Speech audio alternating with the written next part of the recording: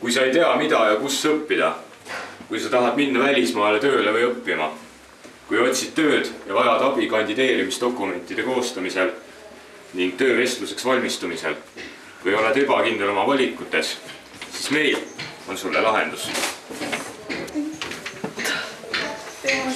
Loengud ja töötoad. Populaarsemad loenguteemad on õppimisvõimalustest, pärast põhikooli või gümnaasiumid, karjääriinfost ja töö otsimisest. Üks praktiline töötuba on tööintervjuu simulatsioon, kus mängime läbi töövestluse. Õppekäikudel erinevatesse ettevõtetesse ja õppeasutustesse saab tutvuda erinevate ametite ja töökeskkondadega. Populaarsemad asutused on Tartu kohtumaja, Tartu teaduspark ja Politsei- ja Piirivalveamet. Karjäärikeskuses on olemas karjääriraamatukogu, kus saab tasuta lahendada erinevaid karjääriteemalisi raamatuid.